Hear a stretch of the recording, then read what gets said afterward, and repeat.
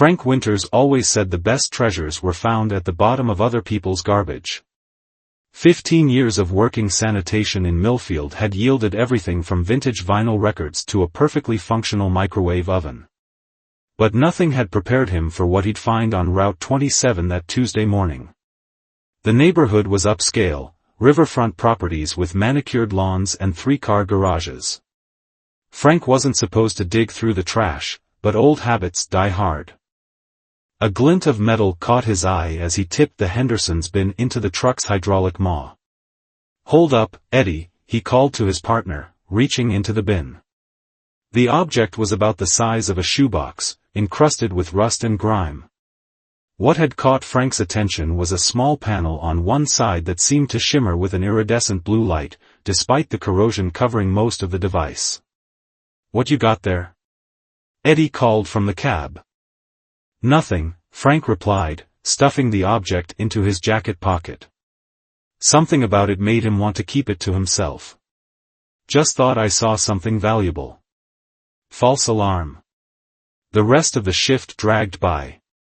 Frank could feel the weight of the strange device against his ribs, almost like it was gently pulsing. Twice he caught himself pressing his hand against his jacket pocket, making sure it was still there. At 52, Frank lived alone in a small bungalow on the outskirts of town. His wife Marion had passed 5 years ago, and his daughter Bethany lived 3 states away, visiting only on holidays. The house was quiet when he entered, just the way it had been every day since Marion died. Frank placed the object on his kitchen table and examined it under the harsh fluorescent light. Now that he could see it properly, it looked less like a random piece of junk and more like something deliberately constructed. The rust was mostly superficial, and underneath appeared to be a metal he couldn't identify, lighter than steel but with a density that felt strange in his hands. The blue panel was what intrigued him most. It wasn't plastic or glass, but something that seemed to shift between solid and liquid. Frank ran his fingers over it, and to his surprise, the panel responded, lighting up with symbols he'd never seen before. "What the hell?" he muttered, jerking his hand back. The device hummed to life, vibrating gently against the table. The symbols on the panel rearranged themselves, flowing like water. Then, without warning, a beam of light shot upward from the panel, coalescing into what could only be described as a hologram. A young female figure materialized in the beam, humanoid, but with distinctly non-human features. Her skin had a bluish tinge, and her eyes were larger than a human's, with vertical pupils. She appeared to be a teenager by her species standards, dressed in what looked like a utilitarian uniform. "Hello? Is anyone receiving?" The voice from the device was soft, hesitant, speaking perfect English with an accent Frank couldn't place. "This is Talia Norvesh, Junior Communications Officer of the Setilon Outpost. Our systems detected this receiver's activation." Frank stared, mouth agape. I can hear you." The figure's expression changed to what might have been relief. "Thank the ancestors. This is an emergency transmission. Our world is dying, and we need help." Frank sank into a chair, his mind racing. "Your world? Who are you? What is this thing?" "This is a long-range quantum transmitter, one of many seeded throughout the galaxy. We didn't expect anyone on Earth to find one, let alone activate it." The hologram flickered. "My people, the Setilons, we're facing extinction. Our planet's core is destabilizing, causing catastrophic climate shifts. Why contact Earth? We can barely handle our own problems," Frank said. The alien girl's expression grew solemn. "Because Earth is more than just another planet to us. It's a forgotten colony, seeded with life by our ancestors over 100,000 years ago." Frank laughed nervously. "Lady, I think you've got the wrong planet." "No," Talia said firmly. "The evidence is in your DNA, in ruins your archaeologists haven't properly interpreted, in technologies your scientists rediscovered that were merely echoes of what was once known." She leaned forward, her holographic form intensifying. Humans are our distant cousins, Frank Winters. And you may be our last hope. Frank felt a chill run down his spine. How do you know my name? The transmitter interfaced with your neural patterns when you touched it. It's how our technology works. Talia's form flickered again. I don't have much time. Our power systems are failing. Will you help us? Before Frank could answer, the hologram disappeared, leaving him alone in his kitchen with nothing but the quiet hum of the refrigerator and a device that had just turned his understanding of the universe upside down. Frank didn't sleep that night. How could he? The device sat on his kitchen table, silent and unresponsive despite his repeated attempts to reactivate it. He tried touching the panel again, speaking to it, even gently shaking it, all to no avail. By morning, doubt had crept in. Had he imagined the whole thing? The late shift, the loneliness, maybe he was finally losing his grip on reality. But every time he convinced himself it was just a hallucination, he'd look at the device and remember the desperation in Talia's eyes. This is crazy, he muttered, pouring his third cup of coffee. Aliens. Forgotten colonies. Me, of all people. He called in sick for his shift, something he hadn't done in 8 years. Eddie would be annoyed, but Frank couldn't face another day of routine after what had happened. He needed answers. The local library was nearly empty when Frank arrived. He made his way to the archaeology section, pulling books on ancient civilizations and unexplained structures. Hours passed as he flipped through pages of pyramids, Stonehenge, Göbekli Tepe, and other sites that had puzzled historians for centuries. Can I help you find something specific? Frank looked up to see an older woman with silver-streaked hair and kind eyes. Her name tag read, Donna, head librarian. Just, doing some research, Frank replied, realizing how suspicious he must look surrounded by stacks of books. That's quite a range of topics, Donna observed, glancing at his selections.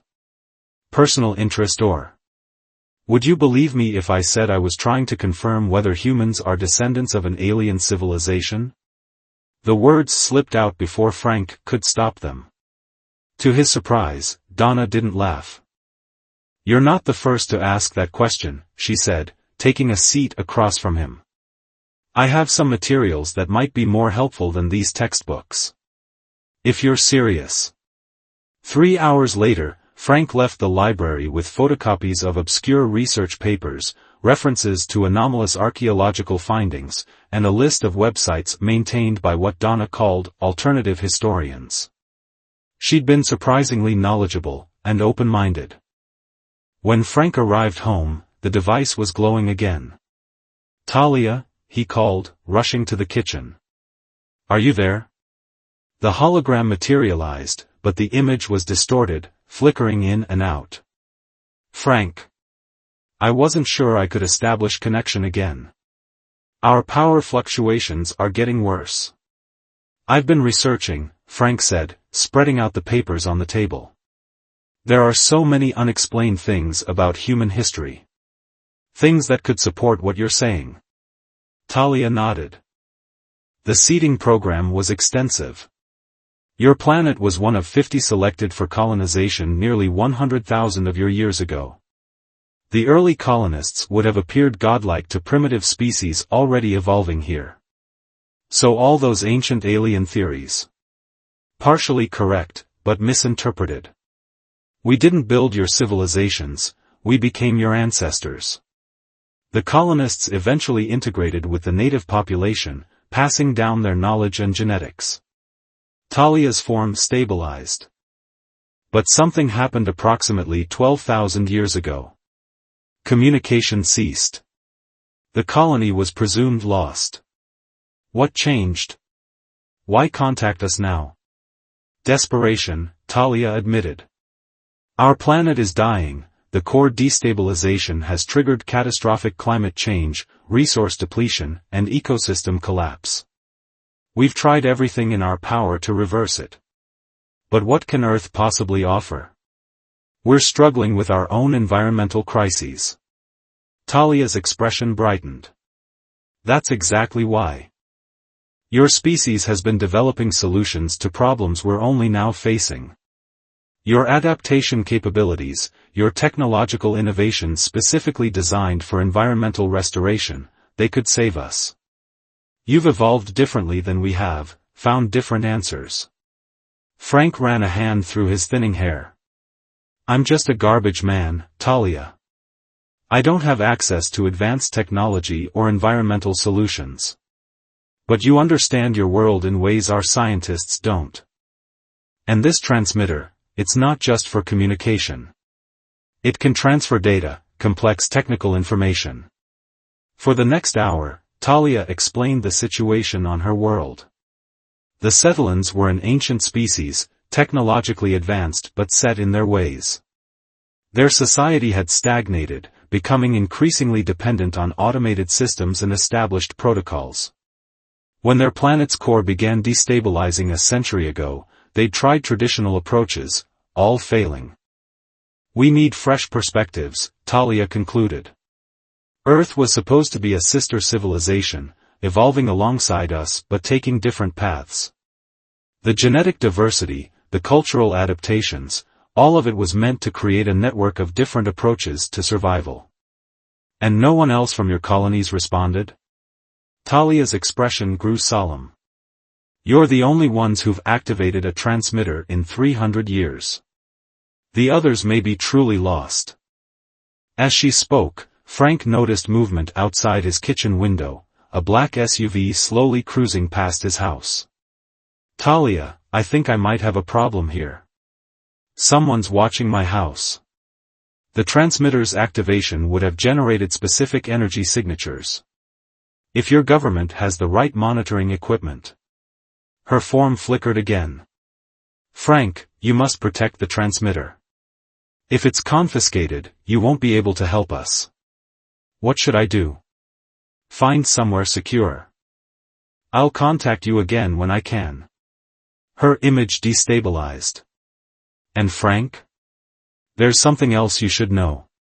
The genetic modifications in your colonial ancestors, they're still there, dormant in human DNA. You're more than you realize. Before Frank could ask what she meant, the hologram vanished. Outside, the SUV had stopped, and two men in dark suits were approaching his front door. Frank grabbed the transmitter and ran for the back door. Frank's heart pounded as he slipped through his backyard, the alien transmitter clutched tightly against his chest.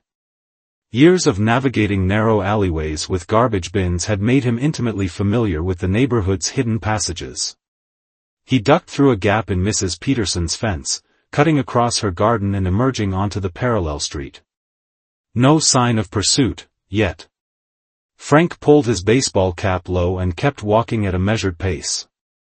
Panic would only draw attention. He needed somewhere safe, somewhere to think.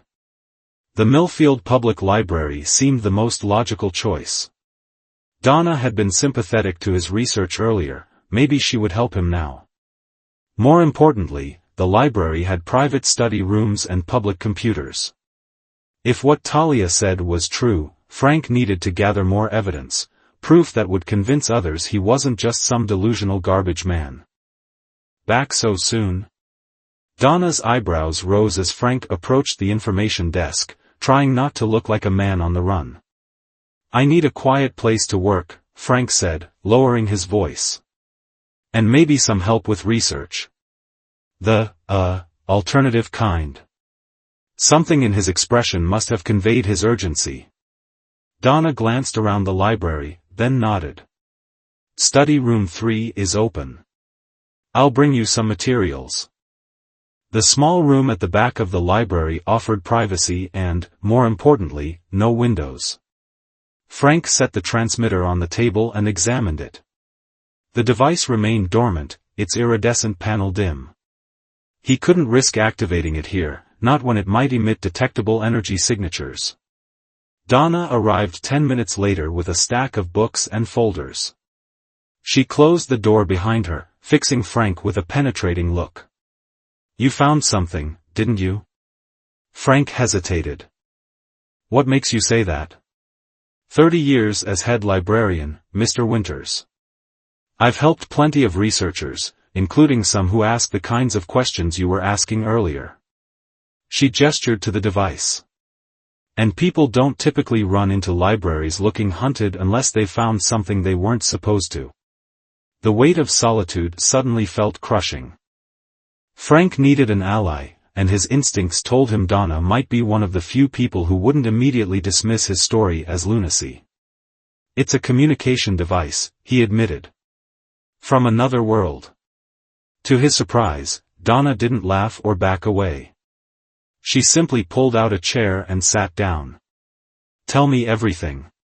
Over the next hour, Frank explained his encounters with Talia, the revelation about Earth's origins, and the desperate situation facing the Cetilan civilization. Donna listened without interruption, her expression thoughtful rather than skeptical. So this Talia believes humans might have solutions to their environmental catastrophe, she summarized when he finished. And meanwhile, men in black are after you. You think I'm crazy, Frank said, deflating. On the contrary, Donna replied, opening one of the folders she'd brought. I think you might be onto something that connects a lot of dots. She spread out a series of photographs, ancient petroglyphs, tablet inscriptions, and cave paintings from different civilizations across the globe. Despite originating from cultures separated by vast distances and time periods, they shared striking similarities. Archaeologists call these cross-cultural motifs and attribute them to human beings having similar psychologies, Donna explained. But some of us have always wondered if there wasn't more to it. She pulled out another folder containing scientific papers on genetic anomalies in human DNA. Junk DNA, they call it, sequences that don't seem to code for anything we understand. But what if they're dormant, as your alien friend suggested? What if they're waiting for something to wake them up? Frank stared at the papers, the implications sinking in. How do you know all this? Donna smiled wryly.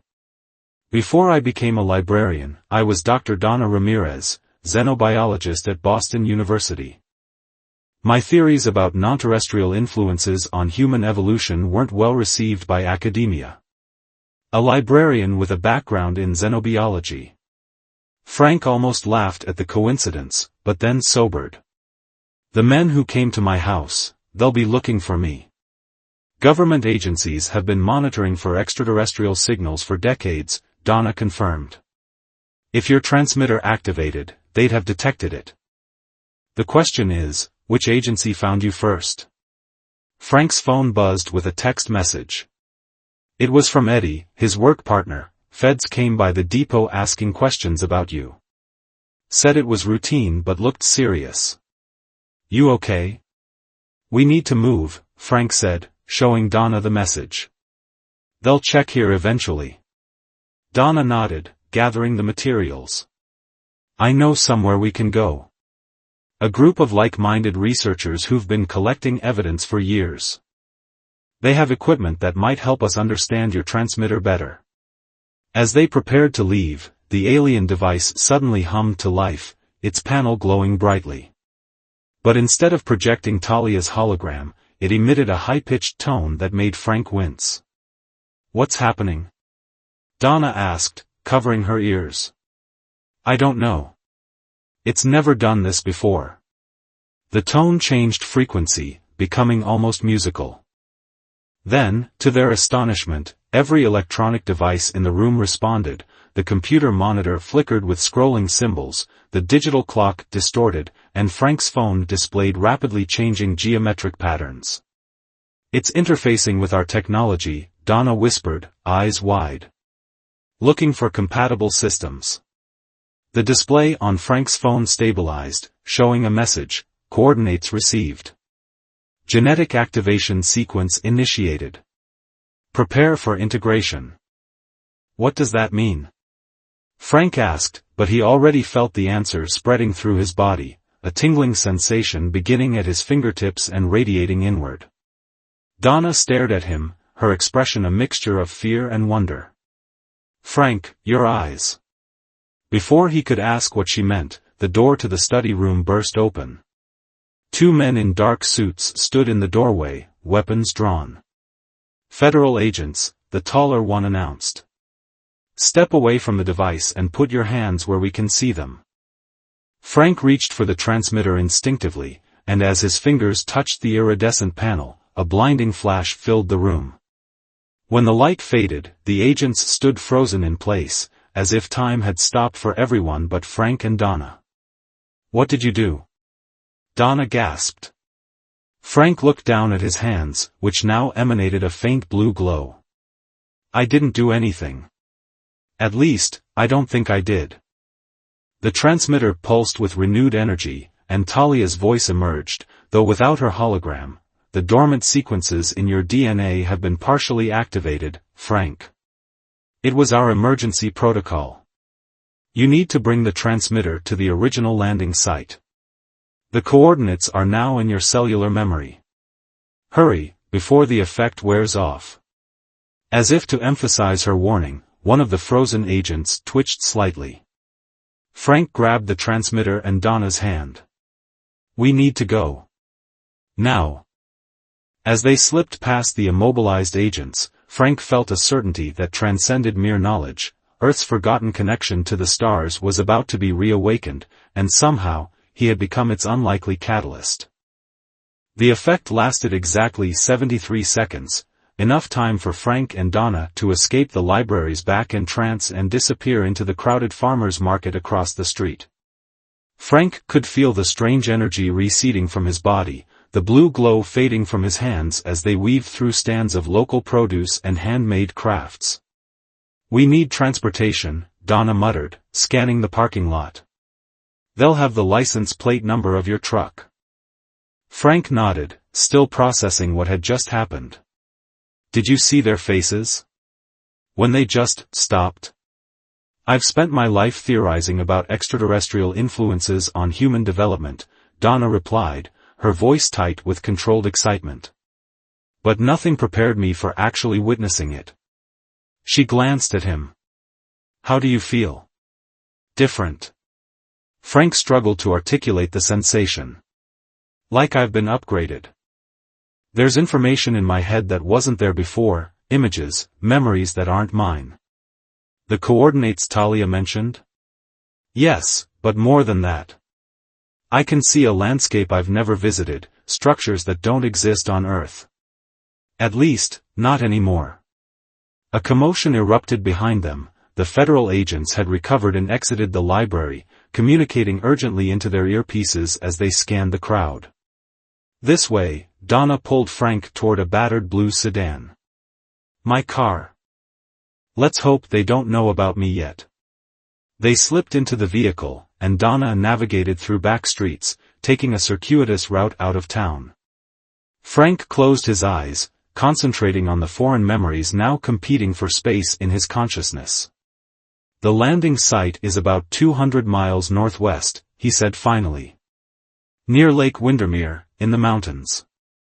"That's Blackwood National Forest," Donna replied. "Mostly wilderness. Good place to hide a landing site for 100,000 years." As they drove, Frank explained the impressions flooding his mind, the massive ships that had brought the original colonists, the integration process with early hominids, the knowledge transfer intended to accelerate human development. Something had gone catastrophically wrong around 12,000 years ago, a solar flare, perhaps, that had damaged the monitoring equipment and severed the connection between Earth and the Cetilan homeworld. "The colonists who survived lost most of their technology," Frank continued. "They tried to preserve their knowledge through oral traditions, symbols, structures built to last millennia.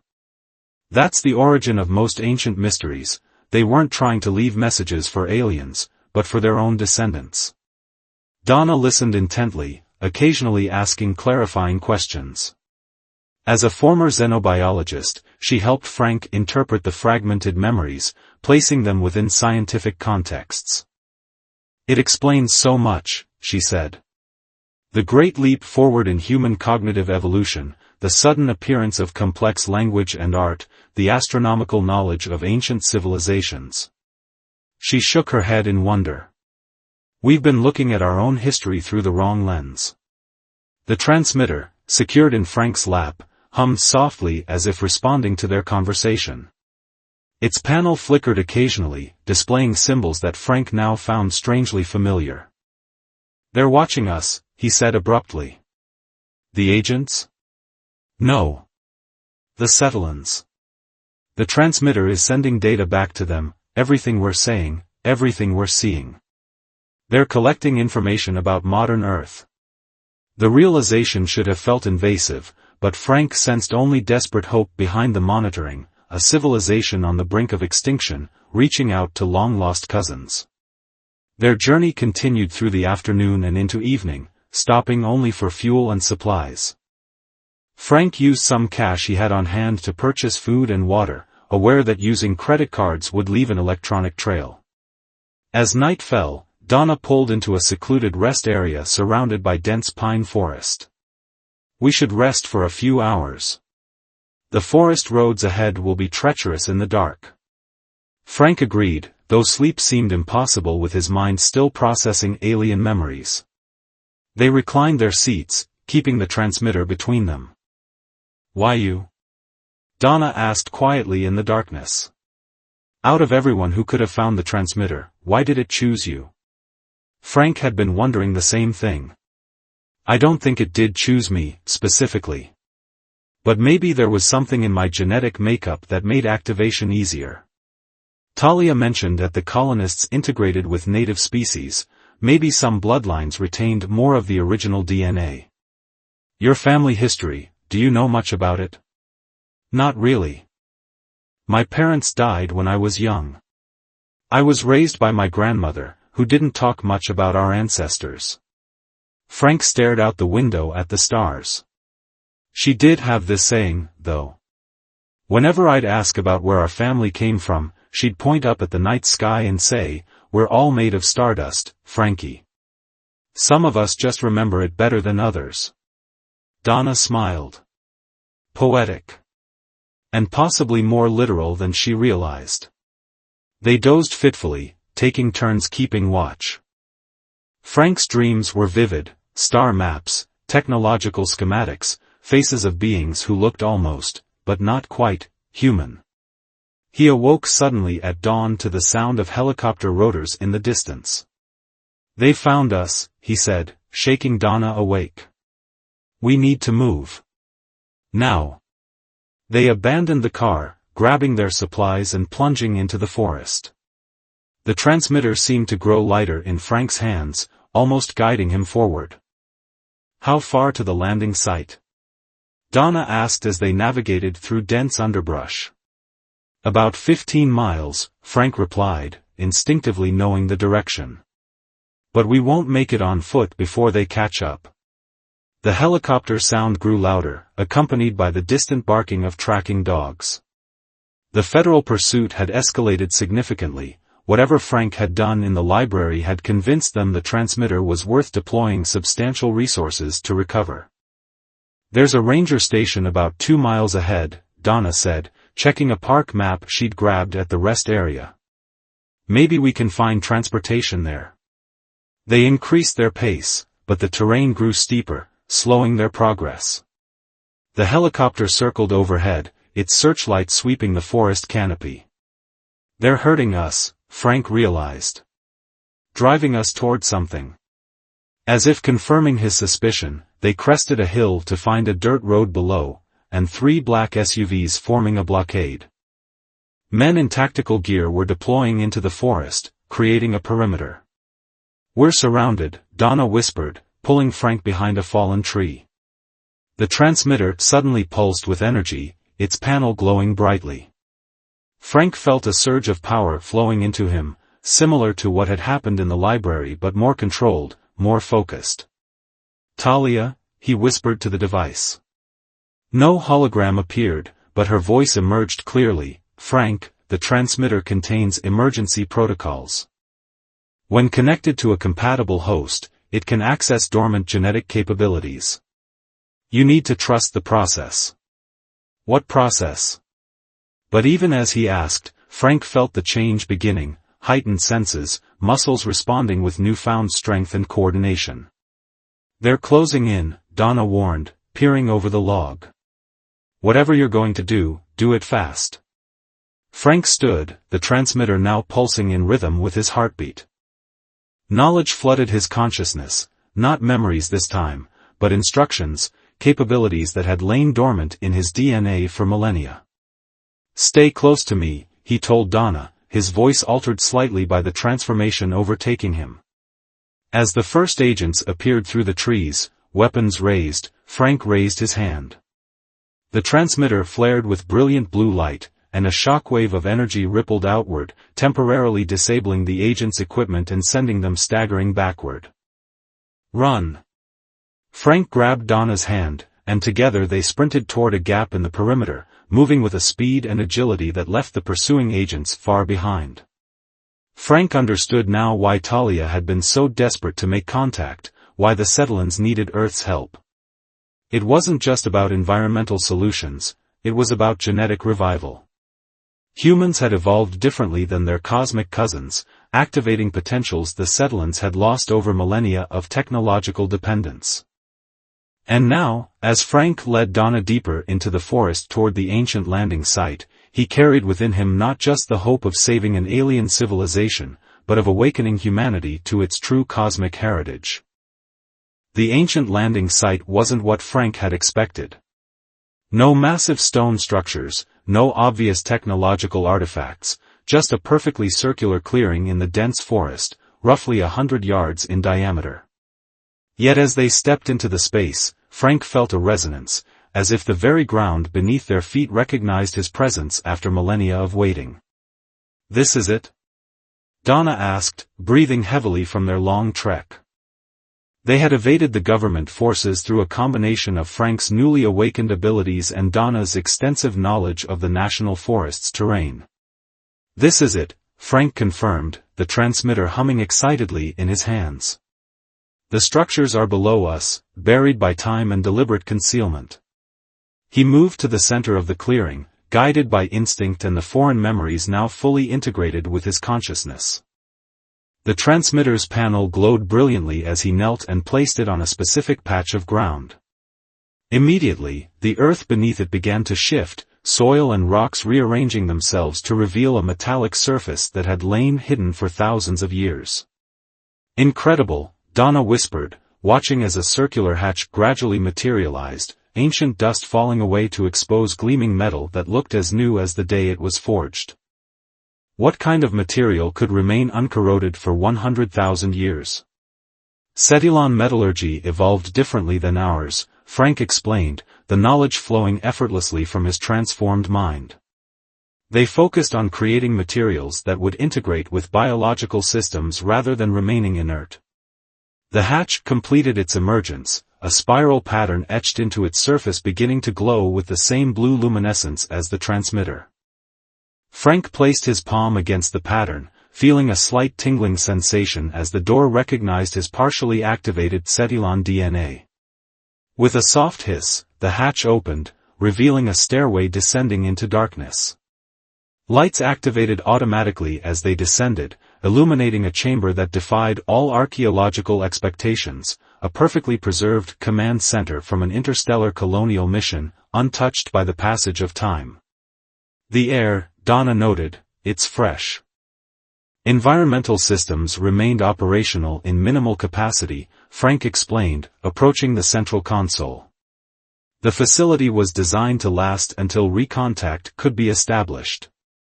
The transmitter seemed to grow eager in Frank's hands as he approached the main communication array, a more sophisticated version of the device he'd found in the Henderson's trash. When he connected the two, the entire facility thrummed with renewed energy. Displays activated around the circular room, showing data in the flowing script of the Cetillon language, a language Frank now understood. Most importantly, a large projection area in the center of the room illuminated, and Talia's form appeared, more stable and detailed than ever before. "You made it," she said, relief evident in her voice. We were tracking your progress, but when the government forces surrounded you. They're still out there, Frank warned. And they'll find this place eventually. Talia nodded. Then we must work quickly. The facility's systems are connecting to our network now, establishing a stable quantum link between our worlds. Donna approached the hologram cautiously. I'm Dr. Donna Ramirez, former xenobiologist. It's an honor to meet you, Talia. The alien girl smiled. A scientist. Excellent. We'll need your expertise. Over the next hour, Talia explained the full scope of the crisis facing her world. The Cetilan civilization had achieved remarkable technological advancement but had neglected their planet's ecological balance in the process. Their core destabilization was the culmination of centuries of environmental neglect, a cautionary tale that paralleled Earth's own struggles with climate change, but at a more advanced stage. Our scientists have tried everything within our technological paradigm, Talia explained. But we've reached the limits of our approach. Which is why you need human perspectives, Donna said, understanding dawning. We've been forced to develop environmental restoration techniques because we lacked your advanced technology. Sometimes limitations breed innovation. Precisely, Talia confirmed. Your species has created ecological restoration methods we never considered, mycelial networks for soil remediation, bioengineered carbon capture organisms, ocean microplastic extraction techniques. Simple but elegant solutions we overlooked. Frank accessed the facility's database, retrieving Earth's environmental research and transmitting it through the quantum link. Simultaneously, Cetilan's scientific knowledge began flowing back. Sustainable energy technologies beyond human conception, medical advancements that could eliminate disease, agricultural methods that could end world hunger. This exchange was always meant to happen, Frank said, understanding the grand design of the original colonization mission. Two related species evolving along different paths, eventually sharing their unique solutions. As they worked, the facility's sensors detected increasing activity above ground, helicopters circling, vehicles approaching, teams of agents establishing a perimeter around the clearing. They're here, Donna said grimly, checking the external cameras. Talia's expression grew concerned. Your government must not interfere with the knowledge exchange. The facility has defense systems, but activating them would reveal capabilities best kept hidden at this stage. Frank considered their options. What if we give them something else? A controlled revelation that satisfies their curiosity without exposing everything? The plan came together quickly. As government forces prepared to breach the facility, Frank activated specific systems that would provide Earth scientists with a carefully curated selection of Cetilan knowledge, technological advances that would benefit humanity without destabilizing global power structures or providing weapons capabilities. It's time, Frank said, feeling the transformation within him continuing to evolve. The partial genetic activation had awakened abilities long dormant in human DNA, enhanced cognition, improved cellular regeneration, and most importantly, a deeper connection to the living systems of Earth. He ascended the stairway alone, the transmitter in his hands now permanently synchronized with the facility below. As he emerged into the clearing, he was met by a semicircle of armed agents, weapons trained on him. Behind them stood a distinguished man in a tailored suit, clearly someone of high authority. Mr. Winters, the man said, stepping forward. I'm Director Nathaniel Powell, Extraterrestrial Intelligence Division. You've led us on quite a chase. I needed time to understand what I'd found, Frank replied calmly. And to prepare it for you. Powell's eyebrows rose. Prepare what, exactly? A message from distant cousins, Frank said, activating the transmitter. And a gift. The device projected a holographic display visible to all present, not Talia this time, but a comprehensive database of Cetilan medical technology, specifically treatments for Earth's most devastating diseases. Accompanying the data was a simple message in multiple Earth languages, from the stars, we return knowledge to our kinsmen. This is but the beginning. The agents lowered their weapons as Powell stepped forward, awestruck. What is this? Proof that we're not alone in the universe, Frank replied. And never have been. There's a facility below us, an outpost established 100,000 years ago by visitors who didn't just come to Earth, but became part of it. Part of us. You expect me to believe humans are descended from aliens? Partially, Frank smiled.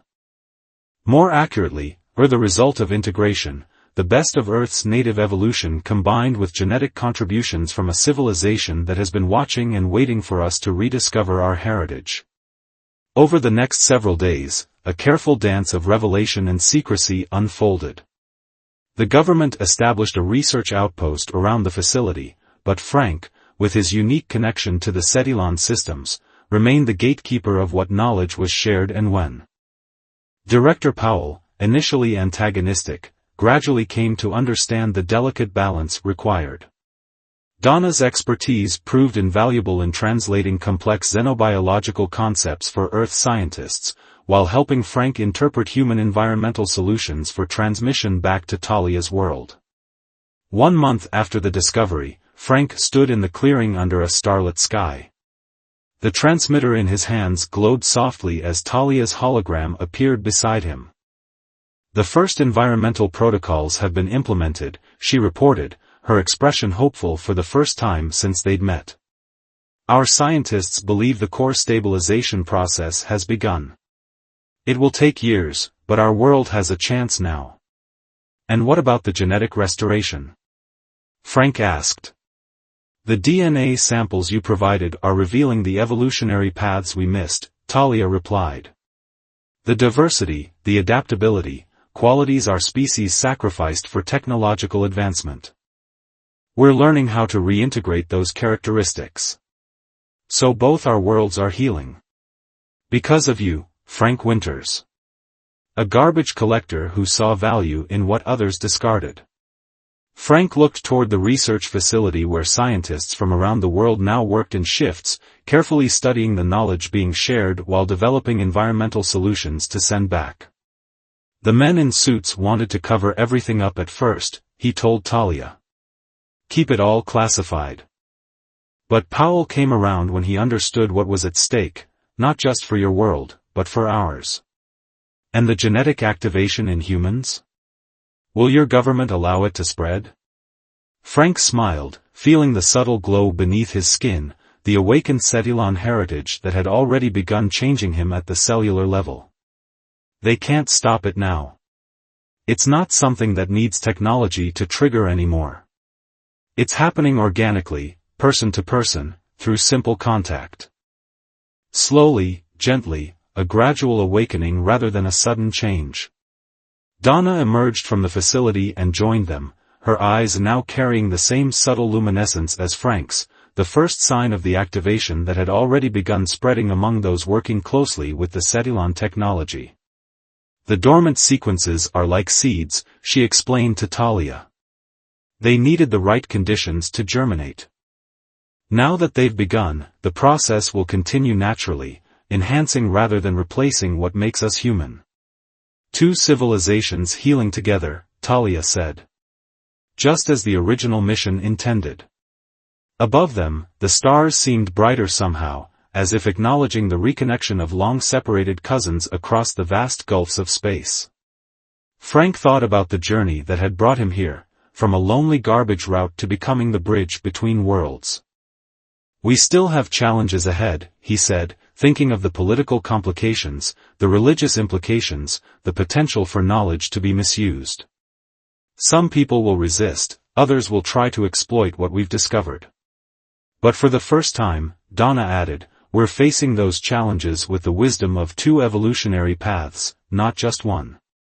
Talia's hologram looked up at the same stars, visible from two distant worlds.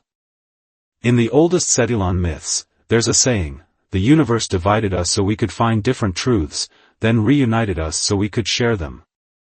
Frank nodded, feeling the weight of both his humanity and his newly awakened heritage, garbage man and cosmic ambassador, ordinary and extraordinary. The transmitter hummed in his hands, a simple piece of discarded technology that had changed everything. From garbage to stardust, he murmured, remembering his grandmother's words. Some of us just remember it better than others. And across the light years, two civilizations continued their ancient dance, separate branches of the same cosmic tree, finally remembering their shared roots and growing toward a common future among the stars.